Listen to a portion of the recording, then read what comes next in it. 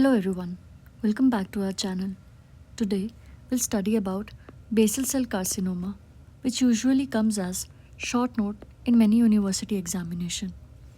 We'll cover this topic under 6 headings: introduction, mutations, clinical features, morphology, treatment, and pattern of growth. So, without any further delay, let's dive into it.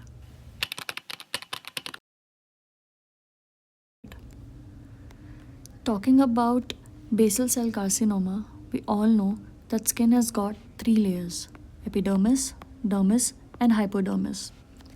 Epidermis has got 5 further sublayers: stratum corneum, lucidum, granulosum, spinosum, and basal.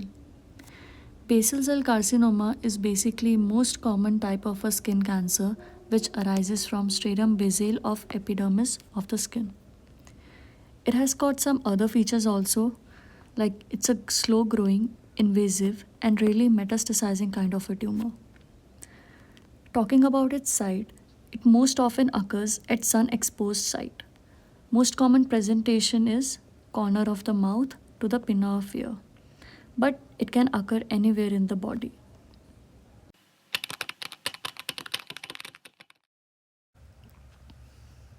Mutations. Basal cell carcinoma has got 3 mutations. First, PTCH, which is a receptor in SHH signaling pathway. Second, TP53. And third, DNA repair mechanism, out of which we'll study PTCH mutation in detail under SHH signaling pathway. As you can observe this picture over here, this has been taken from Robbins, which depicts SHH signaling pathway in a normal cell and in a cell which has basal cell carcinoma. First, let us look at SHH signaling pathway in a normal cell. Normally, PTCH receptor inhibits SMO protein, but as soon as SHH ligand bind to its receptor, SMO disassociates itself and gets activated. This activated SMO then transduces a signal which is ligand dependent. Now, why are we calling it ligand dependent signal transduction? Because activation of SMO has taken place because of SHH ligand. If SHH ligand wasn't there, then activation of SMO wouldn't be possible either. This ligand dependent signal transduction activates transcription factor GLI1, which further leads to activation of gene expression, and normal development and tissue homeostasis takes place. Now, let us discuss SHH signaling pathway in a cell which has basal cell carcinoma. In basal cell carcinoma, this PTCH receptor gets mutated. Because of this mutated PTCH receptor, it is unable to inhibit this SMO. As a result, this SMO is always constitutively active. This constitutively active SMO transduces a signal which is ligand independent. Now, why are we calling it ligand independent signal transduction? Because it doesn't require SHH for its activation. It is already activated in the absence of SHH ligand. This ligand independent signal transduction activates transcription factor GLI1, which further leads to activation of gene expression, and unregulated cell division leading to abnormal growth takes place, which results in basal cell carcinoma.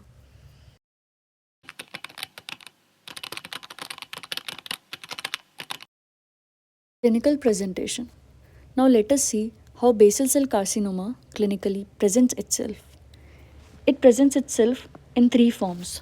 First, pearly papule with prominent and dilated subepidermal vessels. As you can appreciate here, this is a pearly papule with dilated subepidermal vessels.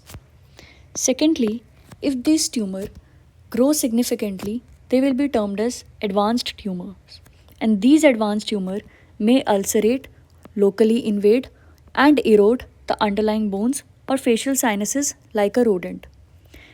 Due to these locally destructive properties, basal cell carcinoma are also known as rodent ulcers. Third, Some tumor may contain melanin and resembles melanoma, which is inherently a malignant skin tumor.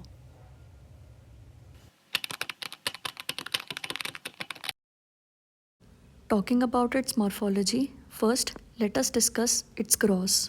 Grossly, basal cell carcinoma presents itself in the form of four patterns, which you can remember with the help of mnemonic sun square.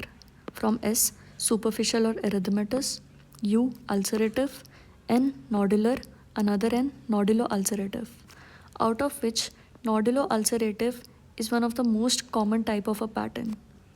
What happens in nodulo-ulcerative is there will be formation of nodule that will increase in size and will undergo central ulceration. Proceeding towards this microscopy, we all know that basal cell carcinoma arises from stratum basal layer of epidermis of the skin. So, tumor cell of basal cell carcinoma will resemble normal basal cell layer and will arrange in the form of nests. Talking about its most important microscopic sign is peripheral palisading.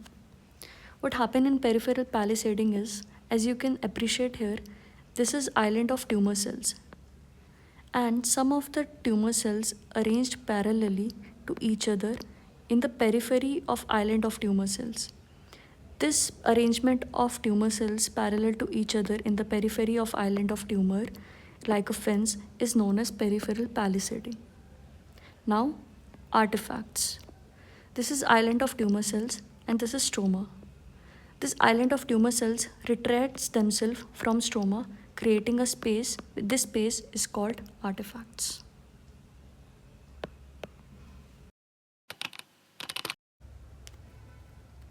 Treatment. Basal cell carcinoma is often treated with surgeries. With the help of local resection, we can treat basal cell carcinoma. Now, moving towards its growth pattern. Basal cell carcinoma has got two types of growth pattern. First is multifocal and second is nodular. In multifocal, what happens that the tumor spreads horizontally over the skin surface.